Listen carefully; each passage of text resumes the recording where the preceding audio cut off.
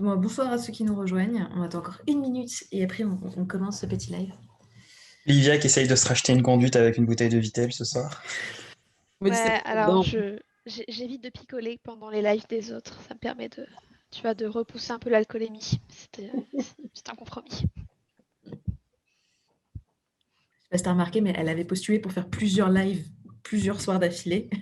J'ai dû l'arrêter parce que sinon c'était pas possible. Putain, dis pas tout, Camille, merde. Désolée, je Son, suis son, disert. son caviste était plutôt dégoûté de ta réponse, mais bon. Bah voilà, du coup il a mis la clé sous la porte, comprends-tu? C'est Oh merde. de C'est petits ta seule commerces. cliente pendant le confinement. C'est ça.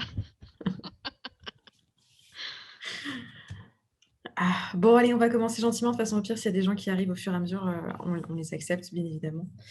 Merci à tous d'être là pour ce petit live autour de Pierre, de la vie de Pierre, de l'œuvre de Pierre et tout ce qui concerne Pierre. Je vais commencer, Pierre, par une question que j'ai posée à tout le monde et que normalement, si tu as vu tous les débuts de toutes les vidéos qu'on a déjà faites, tu sais quelle est la question. Je vais te demander du coup de te présenter un peu rapidement. Ouais. Comme ça, on Bah commence. écoute, je m'appelle Pierre, j'ai 37 ans, j'ai 3 enfants, et oui, quand même. Donc ça fait pas mal de boulot. Sinon, dans ma vie, je travaille dans un magasin de jouets à temps partiel et j'écris l'autre reste du temps. Enfin, je suis dans le domaine de l'écriture. Et sinon, ben, dans mes études, j'ai fait des études de lettres modernes, justement. Non pas dans le but de faire prof, mais justement de m'améliorer pour l'écriture. Mhm. Et donc, des études qui m'ont servi pas à grand-chose, si ce n'est à écrire, en fait, pour te dire la vérité. Parce que maintenant, je travaille dans un magasin de jouets. Et tu m'entends, c'est bon? Au niveau du son, Ouais, ça va? moi, Nickel. nickel, il n'y a pas de souci. Sinon, ben, au niveau de l'écriture, j'ai écrit une quinzaine de romans dans 5-6 maisons d'édition différentes.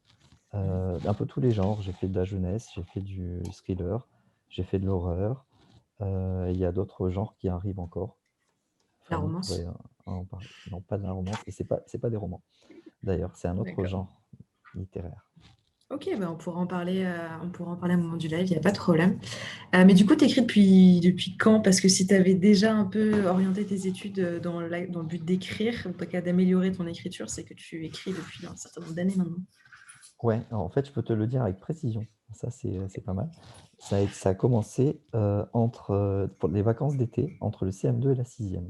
C'est-à-dire que jusqu'avant, je faisais beaucoup de jeux de rôle, de choses comme ça, notamment des livres dont vous êtes le héros. Et en fait, pendant les vacances scolaires, j'ai demandé à ma mère qu'elle m'achète un cahier et j'ai essayé d'écrire un livre dont vous êtes le héros. C'est des livres qui commencent Mhm. par vous, vous êtes là, il se passe ça, avec des choix multiples. C'était un peu la transition entre le jeu de rôle et les romans, en fait. Et ça a commencé à partir de là, et depuis, j'ai pu arrêter. D'accord, ok. Et donc, du coup, à quel moment t'es passé du livre dont vous êtes le héros au roman en tant que tel? Alors, en fait, ça s'est fait naturellement parce que ce qui se passe, c'est que je n'écrivais que des débuts. C'est-à-dire que j'écrivais 10 lignes, je trouvais ça nul, j'arrêtais. J'écrivais 10 lignes, je trouvais ça nul, j'arrêtais. Et dans le cahier qu'on m'a donné, j'ai environ un millier d'histoire. Et, ben, progressivement, j'ai commencé à raconter un peu de tout et n'importe quoi. Il y avait des poèmes, il y avait des débuts d'histoire. Et puis un jour, il y a une histoire de 20 pages qui est sortie. C'était le Ok. premier. Voilà, Et c'était t'avais quel âge à peu près pour les 20 premières pages?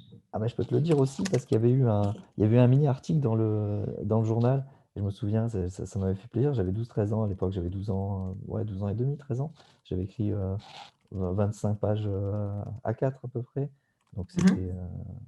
c'était pas mal, quoi. Mais ça m'a montré, en fait, ça m'a prouvé que je pouvais écrire une histoire complète. D'accord, ok. Et tu te souviens de quoi elle parlait, cette histoire?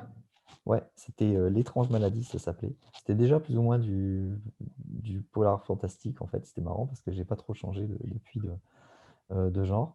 Et oui, j'ai retrouvé l'histoire et c'était pas si mal. C'était pas si mal. Je suis assez surpris. Je suis retombé sur mes vieux textes et, Mhm. euh, et je trouvais ça sympa, en fait, pour mon âge. Ah, c'est pas comme Olivia qui, quand elle retombe sur des vieux textes, elle se fait Si, peur. j'ai lu des extraits d'ailleurs de son texte de fantasy. Ah, ah, ah. Ah, Bah, intéressant. c'était pas si mal que ça, en fait. Moi, j'aimais bien. Franchement, ça va, ça se Avec, défend, hein, il y a pire, hein. Bah, le nom du héros et enfin le nom de ton personnage, c'est vrai que ça fait un peu médicament, mais c'est vrai que c'est quand même sympa. Et Non, non, j'étais, mais c'était pas mes débuts, hein. ah mais C'était ça, pas bien son sûr. premier essai. Au premier essai. Non, j'ai pas trouvé ça si mal. Et du coup, c'était quoi ta source d'inspiration? Parce que tu écris du coup depuis très très très jeune, si j'ose dire. Et du coup, tu t'inspirais de quoi pour écrire? Alors c'est marrant parce que pareil, je suis retombé sur des vieux textes. Et en fait, il y en a un, je me souviens, c'est la copie conforme de Dune de Frank Herbert. En fait, je plagiais le début. Normalement, le début de Dune, ça fait la semaine qui précéda le départ sur Arrakis, alors que les ultimes préparatifs avaient atteint un degré presque insupportable. Ça commence comme ça. Et en fait, Mhm. moi, j'avais commencé un truc du style le mois qui précéda le départ pour tel truc, alors que les préparatifs, tu vois, j'avais tout repris, en fait, exactement le même texte, mais en changeant juste deux, trois trucs. Donc, en fait, mes sources d'inspiration, bah, c'était donc la science-fiction, donc Frank Herbert, ça a été Stephen King. Mais Mhm. j'ai beaucoup lu, quand j'étais en sixième, j'avais lu toutes les histoires extraordinaires de Poe.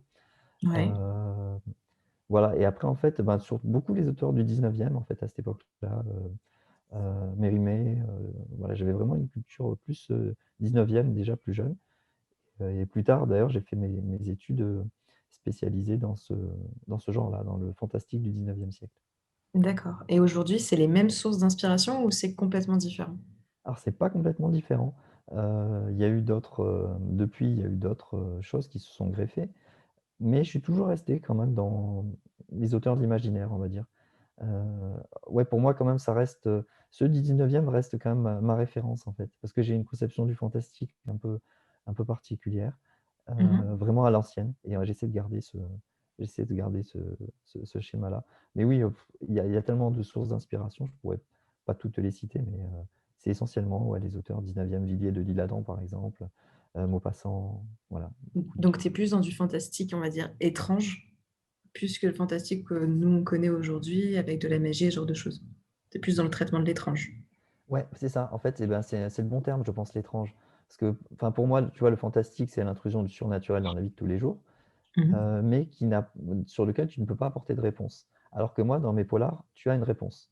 Donc, tu es plus dans le domaine de l'étrange que du fantastique pur. Ok. Alors, je sais pas si tu vois dans le chat, les gens peuvent te poser des questions aussi. Et notamment, il y a Ouais. Justine qui te demande pour tes polars, tu t'inspires de quels auteurs en particulier? Alors, pour les polars, alors c'est un peu particulier. Les polars, bah, forcément, bah, ceux du 19e aussi. C'est-à-dire que j'ai commencé, par exemple, Arthur Conan Doyle, donc Mhm. forcément le chien des Baskerville, par exemple. La mort en rouge, le tout premier que j'ai fait, c'est un peu une retranscription du chien des Baskerville. Si ce n'est que si je ne le dis pas, personne ne s'en rend compte. Mais pour moi, je l'ai un peu écrit dans cette optique. Il y a Gaston Leroux aussi, Le mystère de la chambre jaune. Pareil, donc pas mal auteurs du 19 ou début du 20e. Après, j'ai lu pas mal de contemporains aussi, hein. J'ai lu enfin, tout ce qui est Fred Vargas, j'aimais beaucoup, L'homme à l'envers, ce genre de bouquins. Mhm. Le truc, c'est que je lis un peu moins de polars classiques. Moi, j'aime bien les polars qui sont mélangés avec un autre genre, du style les Kadik, par exemple, si tu prends Blade Runner ou Minority Report, ce genre de choses. J'aime bien, Ouais. si tu veux, quand tu as du polar, mais qui est mélangé avec un autre genre. Je trouve que ça donne des genres qui sont à la limite, justement, du classement, et je trouve ça vraiment sympa. Ok. Et est-ce que tu lis des contemporains ou pas? Oui, bah, notamment Stephen King, je les ai tous lus. Des Mhm. polars, j'en lis un peu moins. Je lis à tous mes collègues qui en sortent. Oui, ça, je les lis. Donc, Philippe Savin, par exemple, ou Damien Leban, ou Sébastien Théveny, et tout ça, je lis effectivement leurs livres. Euh, Sinon, on va dire du classique du polar. Par exemple, Joël Dicker, j'ai pas lu, par exemple. Tu vois, c'est des D'accord. trucs qui sont assez classiques, j'ai pas forcément tout lu. Ok. Et pourquoi en fait tu as cet attrait pour le polar en fait? Je Alors, sais que c'est tu pas écris d'autres choses, mais tu écris quand même Bah, pas mal c'est de pas polar. tant du polar que ça, en fait. Je fais, c'est surtout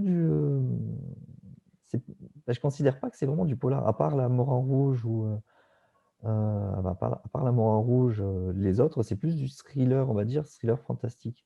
C'est pas, il y a rarement des enquêtes en fait, faites par un policier. Alors souvent, tu as des enquêtes effectivement faites par des journalistes, tout ce qui touche autour des journalistes, ou voilà, une étudiante en psycho, ce genre de choses. Mais c'est pas Mhm. vraiment du polar en tant que tel, dans le sens où c'est pas un policier, il n'y a pas vraiment une enquête policière, si ce n'est sur un ou deux de mes titres, effectivement. Mais encore, même si tu prends La Mort en rouge, tu as une part polar, mais tu as une autre part qui est un peu plus historique et plus fantastique.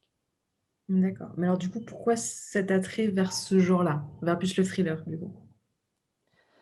Euh, alors, en fait, ça vient un peu de ce que j'ai lu, en fait, comment t'expliquer, comment expliquer un goût pour un genre, ça c'est compliqué, quoi. C'est quelque chose que moi j'aime bien, si tu veux, dans le fantastique, le non-dit, enfin plutôt même dans les littératures de l'imaginaire, c'est que ça te permet de, ça te donne pas vraiment de réponse, ça te fait réfléchir. J'ai l'impression, moi, que les domaines de l'imaginaire font presque plus réfléchir, c'est presque plus de la littérature que ce qu'est de la littérature dite blanche, en fait. Des fois, on a beaucoup plus de réflexion, même de symboles dans ces littératures-là que dans la littérature blanche, qui parfois me saoule un peu, moi, les histoires de littérature blanche. J'ai essayé de lire euh, les derniers prix Goncourt, où il y en a qui sont excellents, comme celui enfin, de Pierre Lemaitre, où ça c'est excellent, mais après il y en a d'autres où c'est un peu la masturbation mentale quand même, Mm. Mais c'est vrai je que trouve. les littératures de l'imaginaire, en fait, posent plus de questions parce qu'elles vont plus loin, comme elles repoussent les limites, on va dire, de la réalité. Elles interrogent plus souvent le lecteur, et c'était leur rôle à l'époque, plus qu'aujourd'hui. Mais à l'époque, c'était leur rôle, donc c'est normal, on va dire.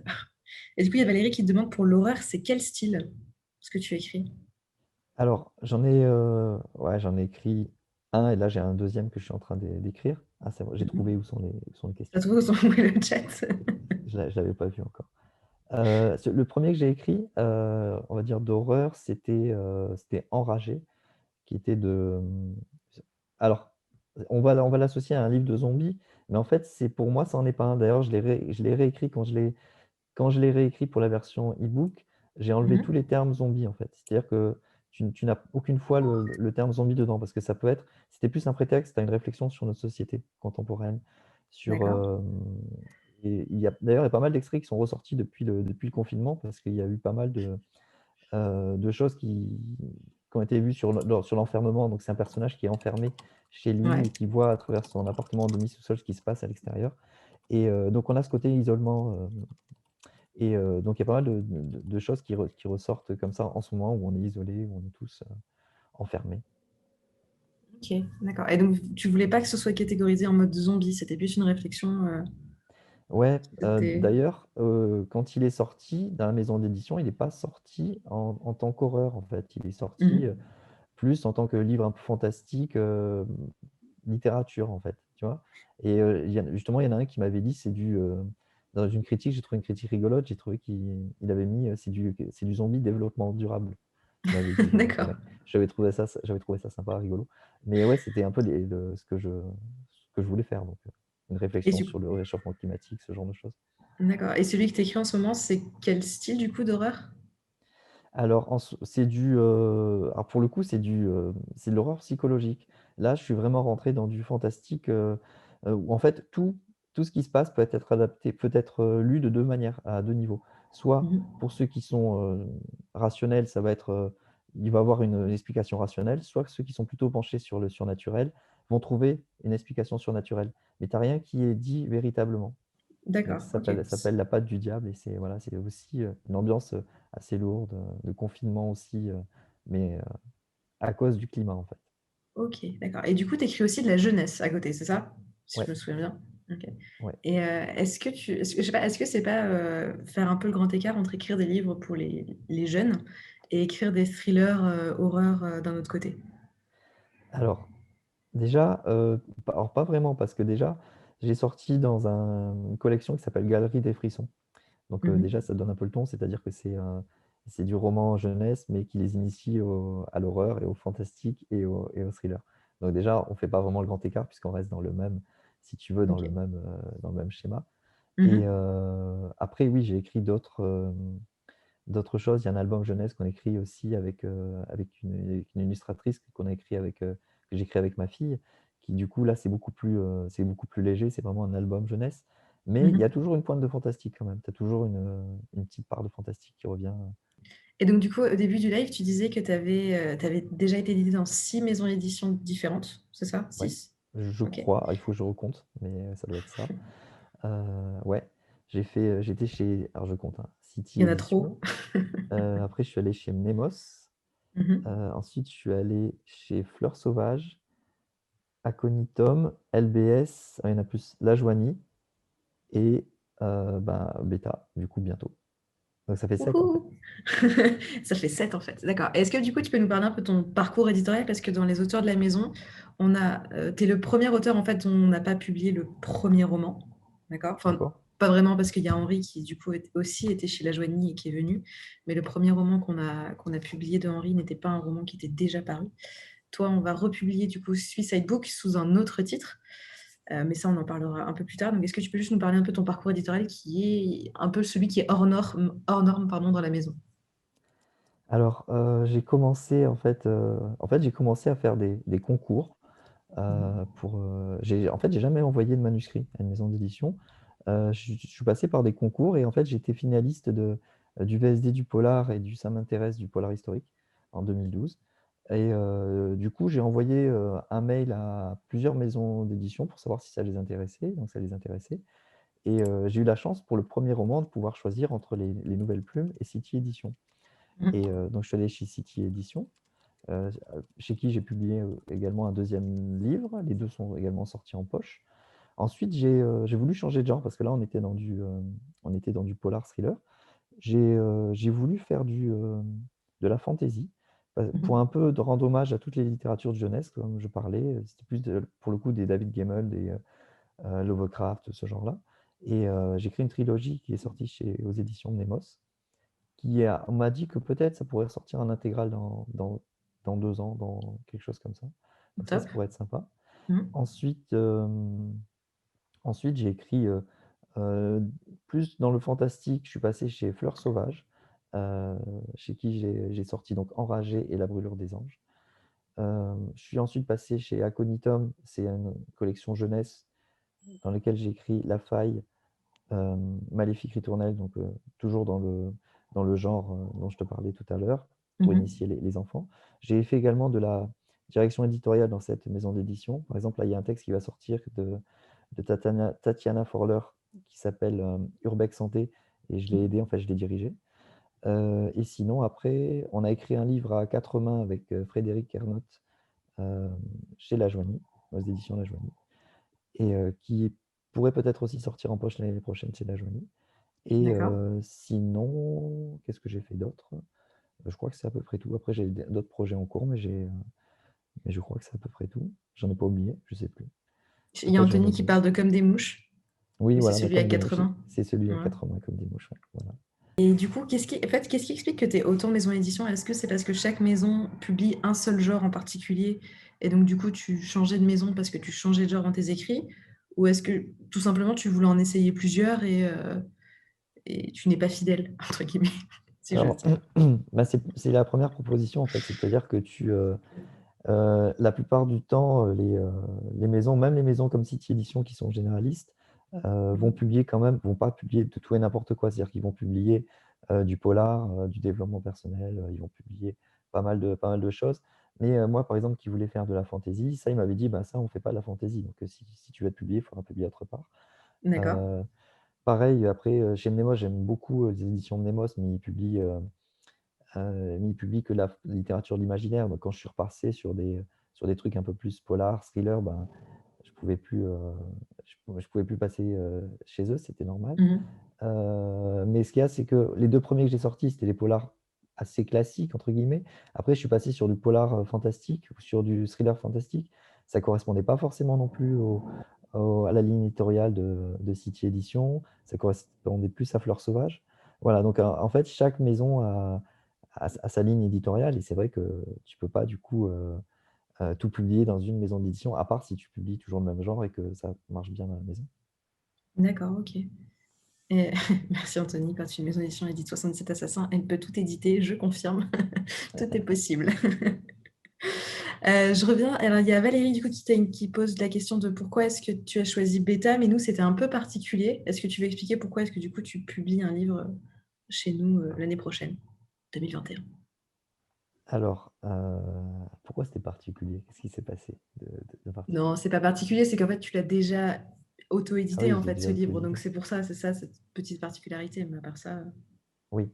Bah, en fait, moi, tout simplement parce que j'aime bien cette maison d'édition déjà par sa ligne éditoriale, dans le sens, comme tu dis, que si tu publies 77 assassins, tu peux tout publier. Euh, j'aime bien la qualité des textes. Je trouve que la maison d'édition fait vraiment un effort sur les textes, ce qui n'est pas le cas de toutes les maisons d'édition. Donc il y a vraiment un travail éditorial.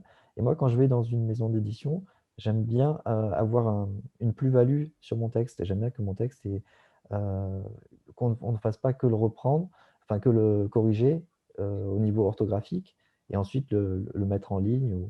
Et chez Beta, après, je n'y suis pas encore, de ce que je vois, il y a quand même un véritable travail qui est fait sur le texte et tu as un véritable travail aussi qui est fait sur la promotion du texte. C'est-à-dire qu'une fois que le texte est sorti, ça m'est arrivé plusieurs fois, moi, où les maisons d'édition, bah voilà, le texte est sorti et la promo, la promo ne se fait pas derrière. C'est à l'auteur de tout faire, même si le texte est bien placé en librairie. euh, voilà, il n'y a rien qui va se faire. Là, je trouve qu'il y a des stratégies de communication qui sont très intéressantes chez Beta. J'aime beaucoup justement cette façon de faire la promotion. Et c'est en partie ce qui m'a incité à te contacter. ok. Comme quoi, c'est bien. C'est qu'on fait bien notre travail. Si ça déjà ce sont des points qui Bah, ressortent, écoute, c'est oui, que ça me paraît être vraiment pas mal. bon, bah, super alors, nickel. Et du coup, toi qui as eu du coup qui a toujours plusieurs maisons d'édition, est-ce que tu remarques une différence de travail et de traitement entre chaque maison ou comment ça se passe en fait? Ah oui, complètement, oui. Oui, oui, ça peut être. Alors, il y a des différences de traitement, mais surtout à tous les niveaux. C'est ça qui est assez marrant, c'est que vas-y, balance. Alors, ben, tu y en as, si tu veux, ils vont avoir un très bon placement. Tu peux être imprimé à 4000 exemplaires et avoir un super placement en librairie, mais derrière, tu n'as rien d'autre. Mhm. Tu n'as rien d'autre, c'est-à-dire que tu n'as quasiment pas de travail sur le texte qui est fait, juste une correction, et tu n'as pas de véritable promotion qui est faite.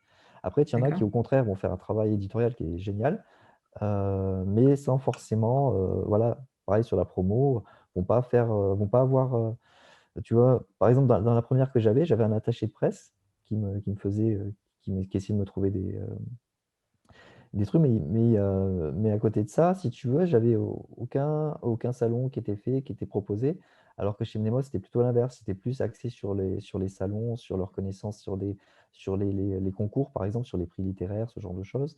Euh, Après, tu en as d'autres où il n'y a aucun aspect éditorial, mais ils font des couvertures géniales.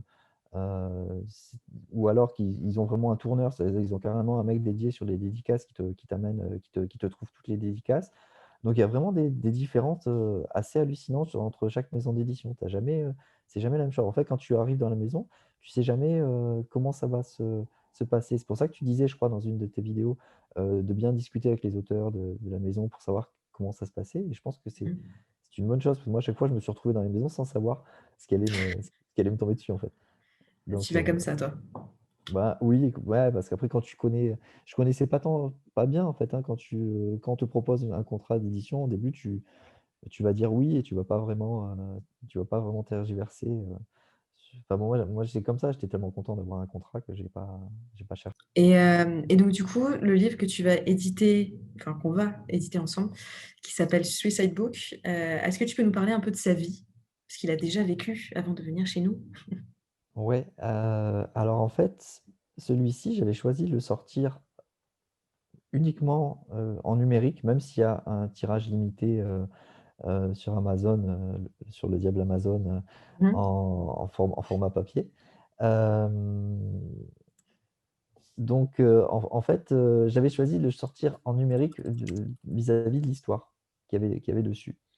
Mhm. C'est-à-dire que, sans spoiler, en fait, tu as, tu as une grosse partie, c'est une sorte de livre numérique maudit, si tu veux, si je ne veux pas trop spoiler. Et en fait, Ouais. je trouvais que le sujet, que le faire uniquement en numérique, ça pouvait, en fait, en gros, pour résumer, c'est que on ne sait pas si les personnes qui lisent un livre numérique, comment je peux t'expliquer, comment je peux le résumer, celui-là, sans trop en dire. Comment tu pourrais le dire, toi? Comment le résumer? Bah, il y a plusieurs personnes qui meurent dans des circonstances un peu particulières et le seul point commun qu'elles ont, c'est un livre numérique dans leur bibliothèque. Voilà. Voilà, en Et gros. donc, je trouvais que c'était assez sympa au début. D'ailleurs, j'avais mis un sous-titre qui était Oserez-vous le lire? En fait, je voulais un peu jouer sur l'ambivalence. Est-ce que le lecteur lit le Suicide Mhm. Book ou est-ce qu'il lit juste un livre qui parle du Suicide Book, tu vois, pour donner cet aspect-là. Et Mhm. j'avais fait tout un aspect justement jeu, parce que j'aime bien écrire des escape games. Et dans le livre, j'avais caché pas mal d'informations. Et on avait tout un jeu que le lecteur pouvait faire s'il envoyait un mail au méchant du livre. euh, le méchant leur répondait et leur faisait faire un petit jeu, comme s'ils avaient vraiment lu le Suicide Book et pas un artefact. Voilà. Et d'ailleurs, j'ai envoyé un mail et il m'a pas Et tu n'as pas eu de répondu. réponse. Il m'a pas répondu. Je Ah, c'est suis vrai. vachement. C'est vrai. Je suis pas du tout contente. C'est pas cool de sa part. Il Ok. t'a sauvé la vie alors. Ouais, c'est ça. Ouais, il m'a sauvé la vie. C'est à cause du Covid. Tout à fait, Anthony. Non, c'est en plus, j'ai pas répondu. Et du coup, est-ce qu'il y en a parmi vous qui ont déjà lu Suicide Book ou pas du tout? Oui. Alors, il y a des oui, il y a des non, il y a des oui. Ah, Ok. Ceux du coup qui ont déjà lu le livre, qu'est-ce que vous en avez pensé sans spoiler Ouais, moi j'ai été très intéressée par justement ce que tu viens de dire, c'est cette histoire de livres qu'on retrouve partout, de morts partout. Donc j'ai été voir. Et en effet, j'ai beaucoup aimé l'ambiance qui se dégage du livre. Ce livre a vraiment une ambiance particulière. Il te met dans un état particulier. Ok. Et tu as envie Ok. d'aller au bout, quoi. Et est-ce que la fin, sans la spoiler, est-ce que la fin t'a plu ou pas? Ouais, Genre, t'étais satisfaite de la réponse? ouais. Ok, nickel. Parfait. Et du coup, ceux qui l'avaient lu, les autres, c'était qui? Bonsoir. Bonsoir. salut. Donc, moi, je l'ai lu, il m'a fait très, très peur. Ah J'étais ouais? vraiment très, très mal à l'aise en le lisant. Je ne sais pas pourquoi. Il m'a fait froid dans le dos. Voilà, c'est très bien écrit, etc. Mais bon, j'ai pas, voilà, je me suis pas senti à l'aise pendant la lecture. Ah bah, ça donne envie. Ah ben non, c'est bien, c'était le but recherché, je pense, par Pierre. Donc, voilà. Mais Claire, toi, Alors, je me suis en fait beaucoup amusée à lire ce livre, au sens où je sentais que quelque part, on voulait m'emmener quelque part, qu'il y avait une double lecture. Mhm. Et je voulais aller toujours, enfin voilà, le lire et continuer de le lire pour justement essayer de percer cette espèce de double lecture que je sentais qui était là sans vraiment mettre le doigt dessus. Et je pense que oui, c'est un livre qui est intéressant à lire parce qu'il y a justement quelque chose qui est de l'ambiance, comme effectivement le disait Fanny, et de l'intrigue, la façon dont l'intrigue est nouée, Mhm. et ben qu'on est bien happé. Ok, bah super, bah c'est bien, ça veut dire que le livre marche du coup. Tu dois être content. Ça me fait d'autant plus plaisir que ce sont des gros lecteurs, Fanny, Philippe et Claire, et que ce sont aussi des très bons auteurs. C'est-à-dire que je les ai ce sont des participants d'ateliers d'écriture récurrents qui ont un Mhm. très gros niveau, et ça me fait plaisir d'avoir des avis positifs comme le leur. Bon, bah, c'est super. Je vais revenir du coup sur l'intrigue de Suicide Book qui ne va plus s'appeler Suicide Book dans la réédition parce que le mot suicide a posé pas mal de problèmes. Ouais. Tu peux les expliquer notamment? Oui, oui, alors j'ai eu une sorte de censure en fait. Alors déjà, le terme suicide, alors moi je l'avais appelé comme ça aussi pour parler de ce sujet qui est souvent un sujet tabou. C'est-à-dire qu'il y a une sorte de malaise autour de ce sujet-là, et après je peux comprendre. Mais justement, moi je voulais en parler pour un peu casser casser sur tous ces tabous aussi, tu vois. Et j'ai vu qu'en fait, ça c'était pas, les tabous étaient toujours là. Et ça s'est vu notamment sur Amazon où ça a été censuré. Pendant un moment, j'ai dû à plusieurs reprises justifier qu'il y avait pas hem, que c'était pas à caractère, Il n'y avait pas d'apologie du voilà, suicide pas ou ce genre de d'apologie du choses. suicide, exactement. Mmh. À plusieurs reprises, au bout d'un moment, ce qui était marrant, c'est qu'ils l'ont carrément proposé en Amazon Prime. Donc là, en ce moment, il est en Amazon Prime. D'accord. Donc jusqu'à la fin du mois, je crois, ou dans 2 mois. Donc c'est marrant qu'il soit passé, si tu veux, de on le censure à on le met en avant. J'ai pas trop compris leur façon de faire. Mais oui, sinon je l'ai senti sinon dans la réception que le terme, suicide, mettait mal à l'aise et aussi, l'image qui représente, là je l'ai pas ici, mais c'est en fait un marionnettiste qui prend Attends, je vais la trouver. ouais, Hop. peut-être plus, celle-ci aussi avait mis pas mal à l'aise aussi. Donc alors d'un côté c'était mon but, mais le thème du Donc là, voilà, ça c'est la version blanche, vous la voyez? Je sais pas si vous voyez. ouais. Ouais. Donc ça c'est la version blanche, celle-ci. Et l'autre version, c'est tuc, tuc, tuc, tuc, tuc. En fait, au début, quand j'ai acheté le livre sur la Kindle sur Amazon, il avait bien la première couverture avec le pantin et elle s'est Mhm. actualisée toute seule. Ouais. Hop. Et ça Ouais, sur c'était Amazon, celle-ci. même si ouais, c'est ça là. Même quand en fait, si tu fais des changements, c'est ça qui est pratique aussi sur les e-books Amazon, c'est si tu fais des changements même sur le texte, ça va s'actualiser sur ta liseuse après. C'est-à-dire que même si tu fais des modifs, que tu as vu des fautes d'orthographe que tu as laissées, et que tu le modifies sur Amazon, ça va le modifier dans la Kindle des gens aussi. C'est assez pratique. Voilà. Ok. D'accord. Et du coup, ça t'est devenu comment l'histoire de ce roman en fait? Alors c'est assez rigolo parce que de base, c'était une conversation avec Armelle Carbonel. D'accord. En fait, elle écrit toujours des livres qui sont avec des titres comme ça en anglais. Elle avait fait Majestic Murder ou Criminal Loft.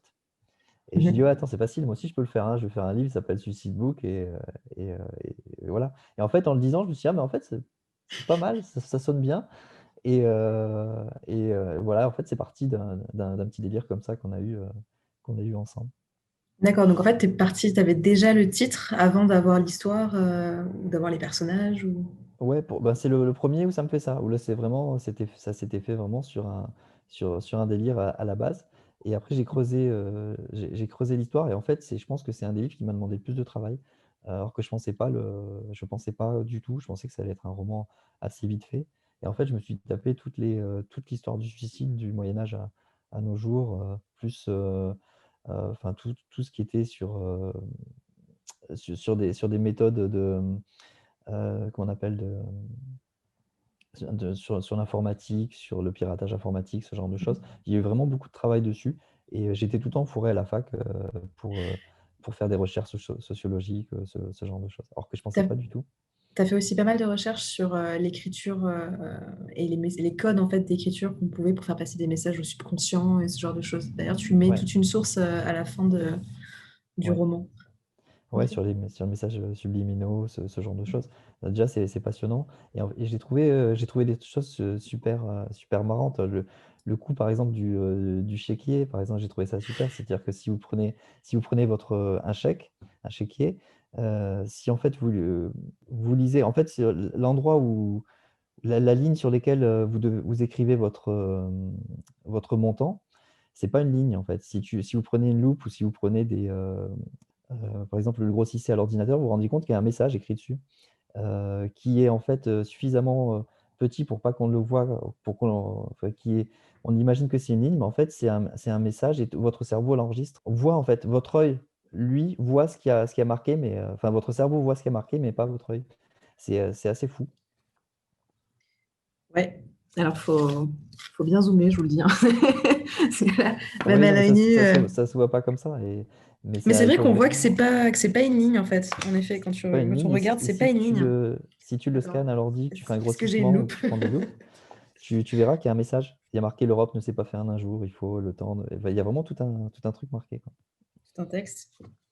T'as l'air Et en fait, il y a plein de choses comme ça dans la vie de tous les jours où, après, on connaît tous l'histoire euh, de Mitterrand, ce genre de choses où tu avais des aspects subliminaux ou certains films qui. Non, il n'y a pas ça sur les CB, non. Il n'y a que ça que sur les chèques. Mais après, il y a peut-être autre chose sur les cartes bancaires. Bah, ça, tu demandes à Anthony, hein. Lui, c'est tout ce qu'il y a sur les cartes bancaires. Mais donc c'est assez marrant. Il y a plein de choses comme ça à découvrir. Voilà. Que ce soit sur le subliminal, mais aussi sur les livres maudits. Il y a vraiment des choses vraiment super sympas. J'aime bien le terme sujet super sympa pour les livres maudits et autres. Alors, il y en a un qui m'a fait délirer. C'est par exemple un livre qui a été écrit je crois, début du 20e ou fin du 19e, qui répertorie tous les morts tous les suicides les plus incroyables. Et j'ai halluciné. En fait, ça m'a pas du tout servi pour mon bouquin, mais je l'ai quand même lu parce que j'ai trouvé ça incroyable. Et il y a des choses qui sont même pas, qu'on peut même pas imaginer, quoi, des gens qui ont mis en scène leur mort d'une manière hallucinante, quoi. Et c'est les morts étranges, je crois, ça s'appelle les morts étranges. Voilà, donc c'est des sujets assez morbides, mais qui sont qui sont quand même intéressants, mine de rien. Bon. Et du coup, pourquoi est-ce que tu as choisi de publier ce livre en auto-édition, en fait? Alors, d'une part parce que en fait, je suis maintenant ce qu'on appelle un auteur hybride. Mhm. C'est-à-dire que j'ai fait le choix maintenant de passer, à part justement chez Beta, où il y aura le version numérique et papier qui sera dans la même maison d'édition. Mais sinon, dans les autres livres maintenant, la plupart du temps, mes livres, vous allez les trouver en numérique. Ça va être à mon compte, ça va être en auto-édition, et en papier chez une maison d'édition. Et pourquoi, du coup, tu as fait ce choix? Alors parce que je ne sais pas vendre les livres papier, tout simplement. Et les textes en numérique ont cartonné, en fait. Ceux que j'ai lancés moi-même. En fait, j'avais récupéré, par exemple, mes droits chez City Édition et je les ai lancés en numérique. Et ça a vraiment cartonné. Et je me suis rendu compte que en fait, j'avais pas forcément besoin de maison d'édition pour ce genre de travail-là. D'accord, ok. Donc, en fait, tu trouves, enfin, en tout cas, tu as une fanbase assez importante et tu as un pouvoir de communication assez important pour pouvoir faire de l'auto-édition avec des romans, avec des romans numériques, Voilà, en gros, plus c'est ça. qu'une maison. Ok. Bah, c'est tant mieux, hein. C'est tant mieux parce que c'est pas donné à tout le monde de pouvoir faire ça. C'est bien, c'est que dans le chat, ça parle de slip. Je ne sais pas pourquoi, mais ça parle de slip dans le chat. Merci. C'est super. Nickel. Et du coup, est-ce que tu as d'autres projets? Donc, tu écris de l'horreur en ce moment? Parce que tu écris quand même énormément de. Enfin, dans ta journée, tu écris quand même t'écris beaucoup dans la journée, de Eh base. ben non, j'écris pas trop, en fait, dans la journée. Ah bon? T'écris la nuit? Ouais, il faudrait demander à Fanny, j'ai envoyé tout un dossier, elle pourra te confirmer qu'en fait une stratégie qui consiste, j'avais lancé justement un challenge qui s'appelait 1 an pour un roman. Et en fait, le but, c'était de dire que si tu écris un quart d'heure par jour pendant 365 jours, bah, à la fin de l'année, tu auras un roman de 350 pages corrigé. Voilà, en écrivant un quart d'heure Ok. par jour. Donc, j'écris pas beaucoup dans la journée, mais le truc, c'est que je suis assez régulier quand même. C'est-à-dire, je m'impose, ouais, oui, j'écris quand même de manière régulière, mais pas forcément beaucoup. Aujourd'hui, si j'ai fait une demi-heure, c'est le maximum, quoi. Aujourd'hui, D'accord. j'ai beaucoup joué aux échecs, ça fait partie d'un autre, d'un autre truc. Mais oui, donc après, en plus, j'ai une vie familiale assez chargée. C'est vrai que le fait d'avoir 3 enfants, ça prend beaucoup de temps. J'ai aussi un autre travail à côté, donc j'ai pas le temps d'écrire que ça. Et le soir, j'écris pas parce que j'ai pas le courage, je suis fatigué et je préfère faire des trucs qui me détendent. Donc non, j'écris vraiment pas beaucoup en fait, mais j'écris Et de du coup, manière régulière. tu écris un livre par an ou en moyenne, tu écris plus? Alors, ben, c'est difficile à quantifier parce qu'en fait, comme j'écris sur le long terme, je vais peut-être commencer une histoire maintenant et la finir dans 5 ans. Mais entre-temps, Mhm. j'en aurais commencé d'autres aussi que j'aurais peut-être fini D'accord. avant. Tu vois, et c'est difficile à quantifier. Tu prends, tu prends une histoire comme La Brûlure des Anges, j'ai mis peut-être 4-5 ans à l'écrire, mais entre-temps, j'en ai publié 3 autres, et donc qui, eux, sont allés plus vite. Et là, par exemple, si je te prends là en ce moment, j'ai un roman, j'ai dû écrire 45 000 mots, mais j'en ai peut-être 5 en cours où il y en a un où j'ai écrit peut-être 15 000 mots, un autre j'ai écrit 20 000 mots, un autre 25 000, et peut-être ils sortiront que dans 3 ou 4 ans, voire plus, voire ils sortiront jamais. Donc ouais, je peux pas te dire que si c'est un roman par an, c'est tellement aléatoire que… Enfin, t'éparpiller comme ça, c'est pas un problème pour toi? De revenir sur une ancienne histoire ou ce genre de choses, ça te dérange pas? Alors non, parce que je considère qu'il faut laisser au livre le temps de mûrir. C'est-à-dire qu'il y a des fois des passages où tu es bloqué et où tu es bloqué et où tu n'arrives pas à trouver la réponse. Et moi, le fait de me mettre dans un autre roman, écrire autre chose, ça me laisse le temps de réfléchir. Et peut-être que j'aurai une autre idée qui va me permettre de débloquer, ou voire même des idées qui vont se, se rentrer dedans, et ça va créer une méta-idée, une idée encore mieux. Et donc, je me laisse le temps. Là, tu vois, j'ai un roman, il est à peu près à 45 000 mots. Mais ça ne veut pas dire que je vais le terminer en premier. Peut-être qu'entre-temps, je vais commencer autre chose que je vais terminer. D'accord, ok. Et du coup, il y a Justine qui a remarqué que quand tu as parlé de détente, tu n'as pas parlé d'écriture. Donc, écrire pour toi, ça ne te détend, enfin, c'est pas un moment de détente. Non, Non. non, c'est pas un moment de détente. C'est la lecture, oui. C'est-à-dire que le soir, je vais lire, mais l'écriture, non, ça va pas être un moment de détente. Ok. Pourquoi? C'est les sujets qui veulent ça ou c'est l'effort que ça te demande? Alors c'est ouais, alors il y a un peu de tout. C'est-à-dire que il y a quelques années en arrière, c'était plus de la détente parce que j'écrivais très vite. Donc j'écrivais les premiers trucs qui me passaient à l'esprit. Maintenant, je suis beaucoup plus concentré sur ce que j'écris. C'est-à-dire qu'il me faut il faut vraiment de la concentration. C'est-à-dire, on en parlait, ben, il y a Philippe qui a écrit un texte justement et qui me disait que sur son deuxième roman, il écrivait beaucoup plus lentement que pour le premier. Et ben, moi, je pense que maintenant, c'est ce qui m'arrive, c'est que maintenant, quand je finis un roman, j'ai presque plus de travail éditorial dessus. J'en ai, mais disons que j'essaie d'écrire directement comme je voudrais que ça soit, tu vois, en essayant de trouver le mot juste, le terme. Donc je mets beaucoup plus de temps qu'avant, et donc pour moi, c'est pas forcément une détente, parce qu'il va vraiment avoir enfin, une concentration quoi, qui est accrue. Et c'est peut-être pour ça que j'écris pas beaucoup aussi dans une journée. Je pourrais pas écrire comme fait Mathieu Biasotto, une dizaine d'heures par jour, c'est impossible pour moi. C'est inimaginable. D'ailleurs, je respecte beaucoup à ce niveau-là parce que je ne comprends pas comment ils font, quoi. D'accord, ok. Il y a Justine qui t'a posé du coup une question en chat, je te laisse la découvrir. Comme ça. Justine, quand tu écris, ça ne t'arrive pas d'entrer dans des sortes de transe où tu écris sans réfléchir? Si, ça m'arrivait surtout au début. Alors ça m'arrive en général quand je suis au point, ça m'arrive encore.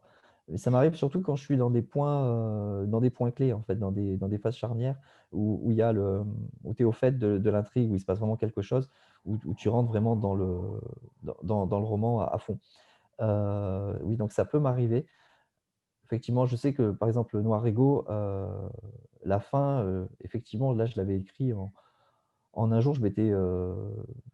Même ma femme, elle m'avait engueulé parce que j'étais resté toute la journée, j'avais écrit toute la journée. Là, j'étais, comme tu dis, une sorte de transe d'écriture, mais ça m'arrive assez peu maintenant. Ça m'arrive beaucoup moins qu'avant. Ok. Et toi, quand tu écris, est-ce que tu écoutes de la musique? Parce que j'ai demandé un peu dans les autres lives aux autres auteurs s'ils écoutaient de la musique quand ils écrivaient, et la plupart me disent oui. Est-ce que c'est ton cas?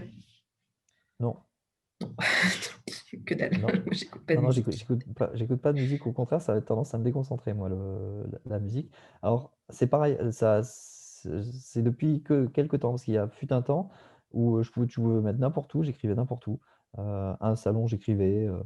Euh, je sais pas si j'attendais quelqu'un, je prenais une feuille, j'écrivais. Maintenant, j'ai beaucoup plus de mal. Il me faut plus de concentration pour écrire. C'est la vieillesse, sans doute, je sais pas.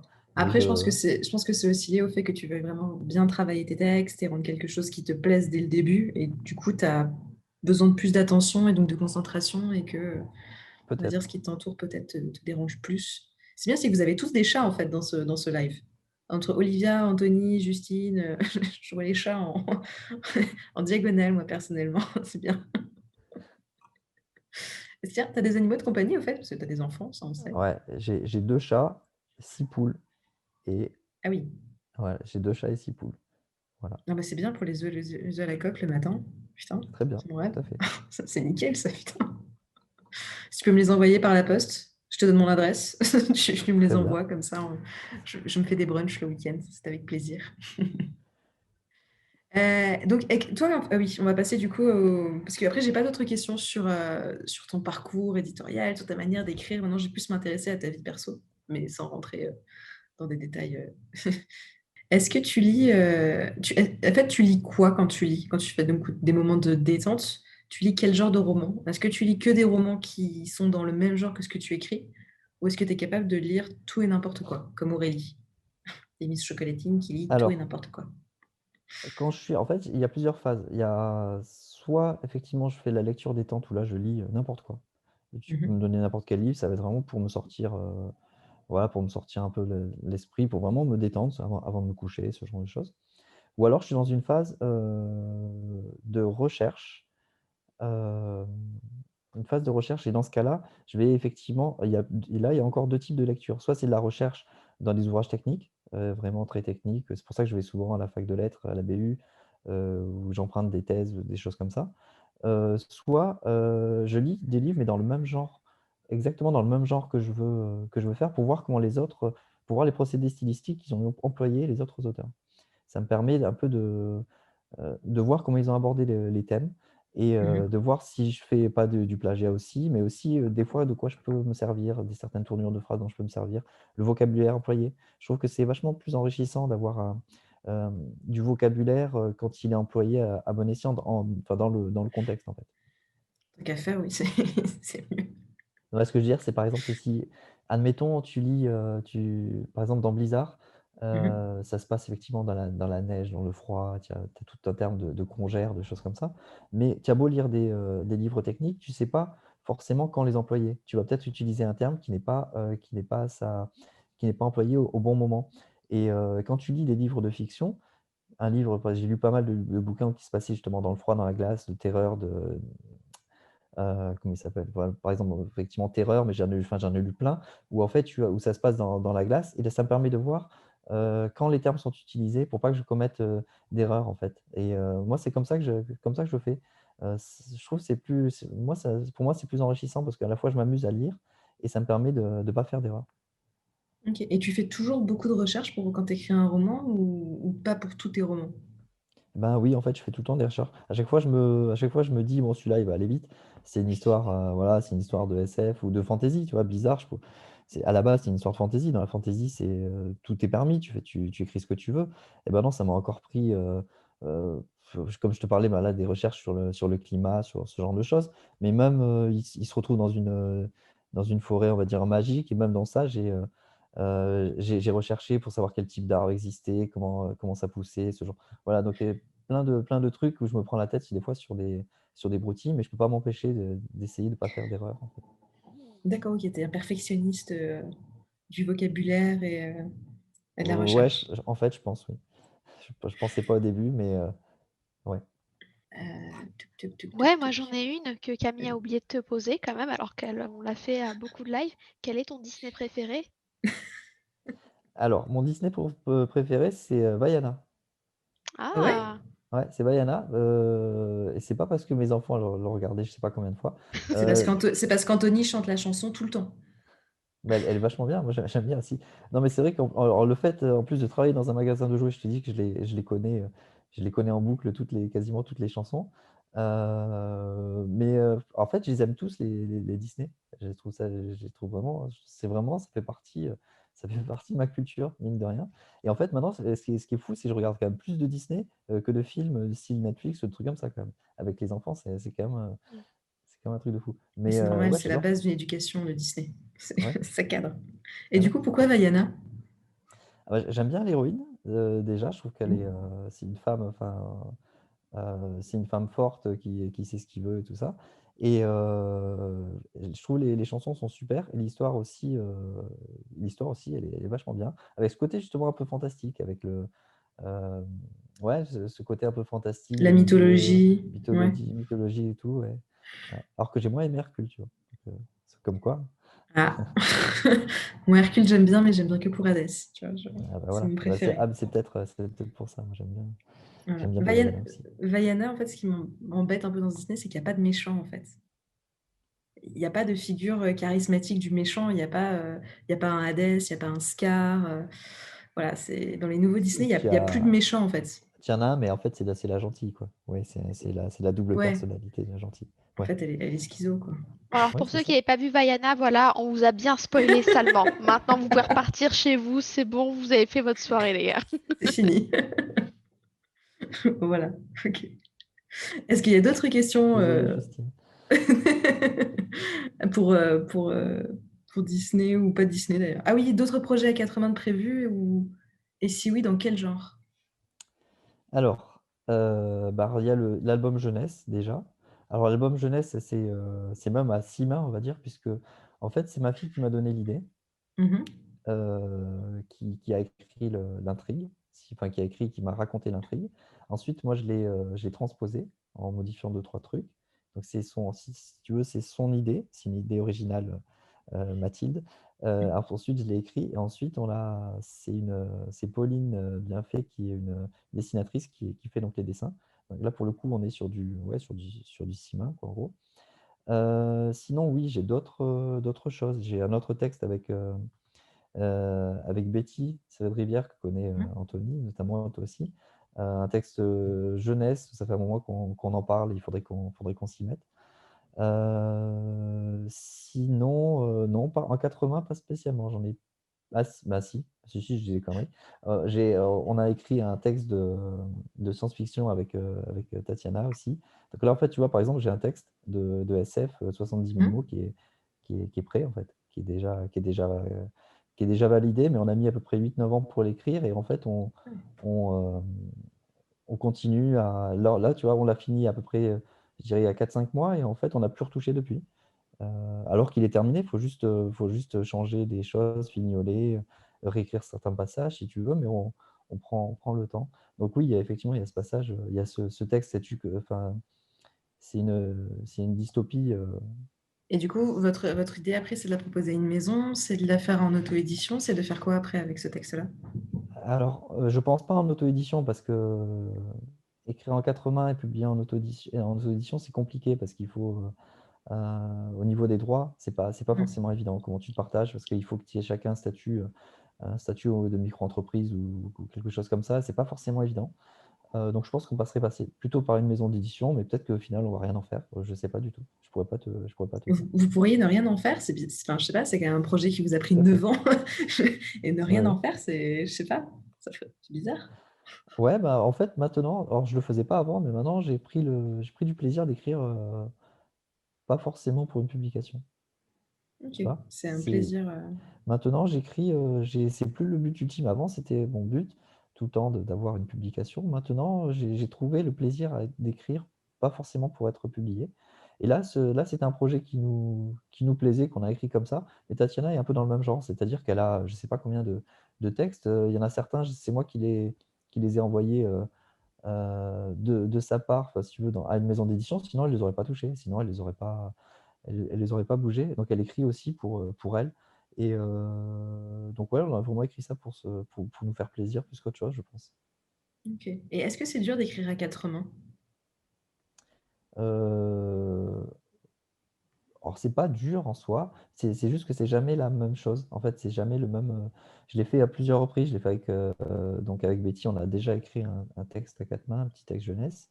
Je l'ai fait aussi avec Frédéric Ernotte, on a écrit le 4 mains, le polar. Mhm. Et donc avec Tatiana, et je l'avais aussi fait dans ma jeunesse avec un autre collègue. Et en fait, c'est jamais la même chose. Il y a des fois où il y a une entente parfaite, comme avec Frédéric par exemple, euh, où en fait on se passait le relais, même pas d'un chapitre à l'autre. Il y en a qui disaient: ah, j'en ai marre d'écrire, enfin, j'arrive pas à ce passage, tu le fais. On s'est changé. D'autres fois, il y en a un qui prend le pas sur les autres, c'est-à-dire qu'il il va un peu plus faire le rôle de directeur éditorial. Mhm. Des fois, c'est moi qui ai ce rôle, des fois, c'est moi qui suis un peu plus en retrait, ça dépend. Ok, mais vous Ouais, arrivez pareil. toujours à trouver un équilibre et tout, c'est pas, il y a jamais eu de conflit ou de problème. Non, non, Tant mieux. il y a jamais eu de conflit, non.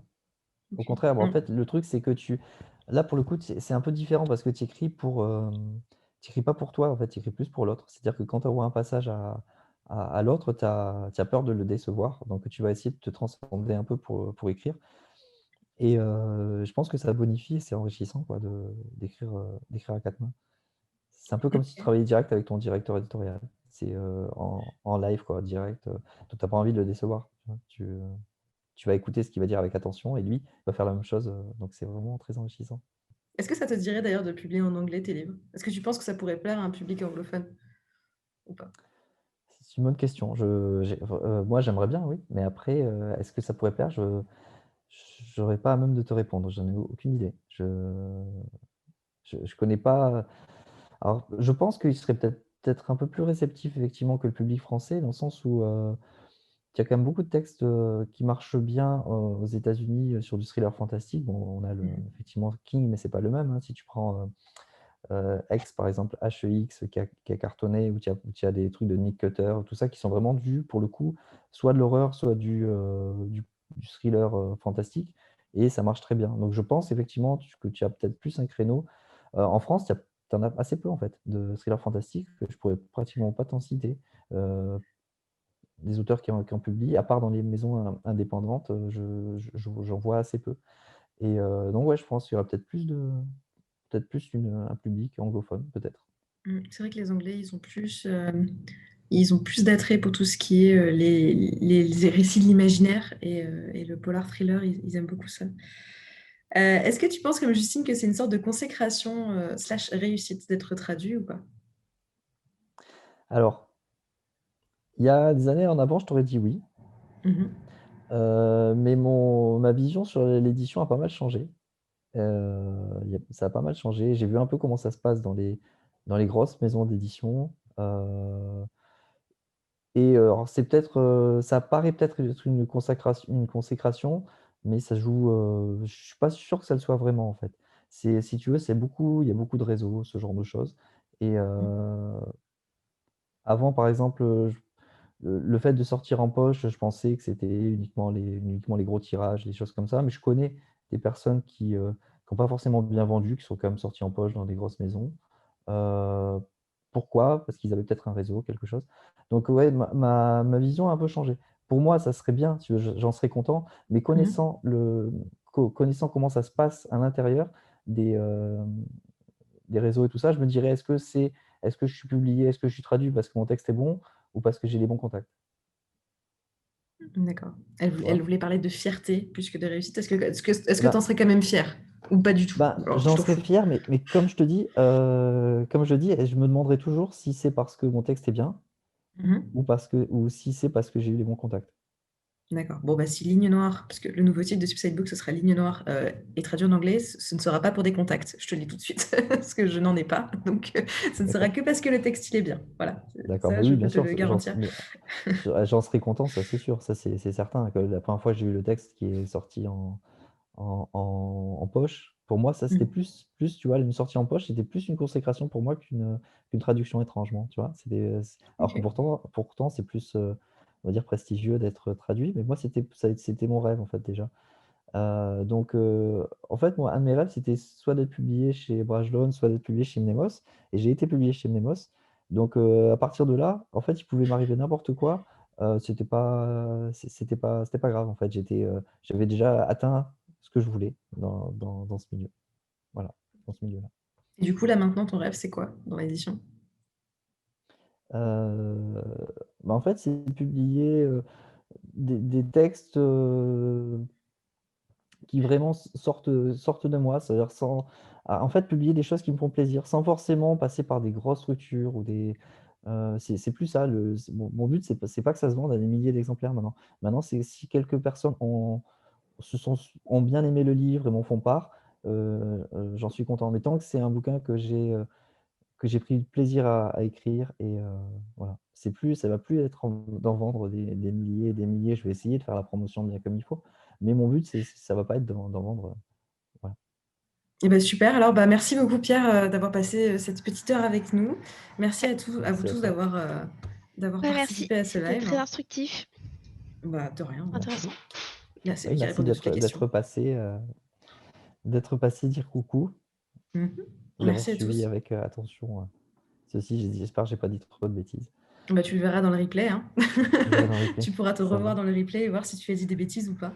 Voilà, et bah, bonne soirée à tout le monde. Et puis, un très bon dîner. Et si vous voulez suivre Merci. les autres lives de la maison, il y en a un samedi.